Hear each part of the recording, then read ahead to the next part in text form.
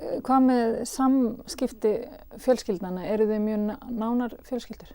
Við köllum okkur stórfjölskylduna og það eru mjög góð samskipti og mikill samgangur. Fréttaaukanum kunnugt 3 tilfelli á Íslandi þar sem hjón eru nú að reyna að eignast barn með hjálp staðgöngumóður. Eitt þessara para auglýst eftir staðgöngumóður í Morgunblaðinu vorið 2007 og fékk svar frá íslenskri konu sem var tilbúin til að vera staðgöngumóðurinn, en sú tæknifrjóvgun hefur þurft að fara fram erlendis í landi sem þetta leyft. Önnur hjón eiga fósturvísa hér á landi, en konan getur ekki gengið með barnið og þau vonast eftir því að þetta verði leyft hér á landi sem fyrst til þess að geta framkvæmt þetta hér. Þriðju hjónin hafa farið með fósturvísa til Bandaríkjanna. En hvert leitar fólk þá úr því að þetta bannað samkvæmt lögum á Íslandi?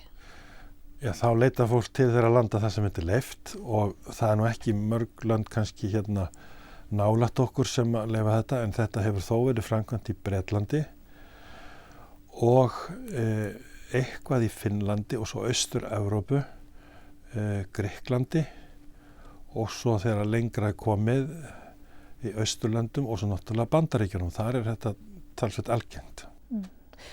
Það þá þannig að þetta að viðkomandi par eða hjón hafa fundið staðgöngumóður á Íslandi og þau fara öll saman út á í aðgerðina eða hvernig gengur þetta fyrir sig? Já, þau tilvík sem ég veit að þar hefur það verið þannig. Hins vegar eru staðir út í heimi, bæði í Bandaríkjunum og reyndar fleiri löndum, sem að finna staðgöngumóðurina fyrir parið. Margvísleg siðfræðileg álitamál koma upp við staðgöngumæðrun og þá þarf að líta til hagsmuna þeirra einstaklinga sem eiga í hlut, þar að segja staðgöngumóðurina sjálfrar, parsins sem eiga að verða foreldrar barnsins og síðast en ekki síst það barnið sjálft sem fæðist. Í fyrri hluta dansks heimildarþáttar sem sjónvarpið sýndi síðastliðið þriðjudagskvöld var fjallað staðgöngumæðrun, en hún ólögleg í Danmörku eins og á Íslandi. Og hvaða leiðir fólk fer til þess að finna staðgöngumæður? Það getur eitthvað komið upp á í meðgöngunni. Meðgöngur hún hefur alltaf ákveðna áhættu í för með sér. Þannig að hún getur veikst og það þarf að vera hvað á að gera í slíkum tilfellum og hvernig á að snúa sér í því. Nú í öðru lagi þá getur það hefur heilmikið verið rætt að það þessi tengsl sem geta myndast á milli staðgöngumóður og barns. Og í lagalegum skilningi þá oftast konan sem fæðir móðir barnsins. Þannig að við gerum ráð fyrir tengslum og tengslamyndun á þessum tíma. Og það ekkert óeðlilegt að gera ráð fyrir því að konur eigi erfitt með að gefa barnið eftir að hafa fætt og slík.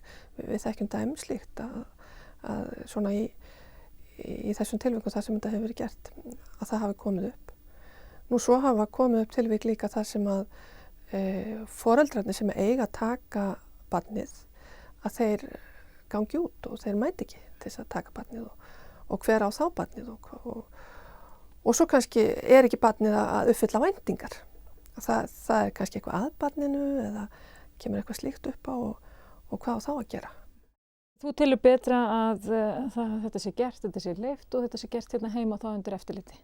Já, það myndi ég telja og mér finnst þetta eiginlega snúast fyrst og fremst það tilvík það sem þó verið að nota kynfrumur parsins sjálfs. Það að segja konan skaffar egg og hennar maður sáðfrumur en önnur kona gengur með. Þannig að raun barnið erfðafræðilega séð ekkert skylt staðgöngumóðurinni. Mér finnst ekki rétt að banna svona lag. En ég skal alveg vera sammála því að það þarf að vera rammi utan á svona. Og ég hef alveg fullan skilning á því. Myndirðu gera þetta aftur eða ráðleggja öðrum, til dæmis systrum, að gera þetta sama? Í sömu sporum í dag og ég var þarna fyrir þetta 13-14 árum og vitandi það sem ég veit í dag, þá myndi ég gera þetta aftur. Helst hefði ég kannski viljað á þessum tíma og þá hefðu við frekar jafnvel viljað að ég gengi með frjóvgað egg sem að væri þá þeirra frumur eða þá að við gæfum þeim frjóvgað egg. Það hefði verið kannski léttari leið, greiðfærari leið, en þar sem aðri möguleika voru ekki fyrir hendi, þá fórum við þessa leið og ég myndi gera þetta aftur.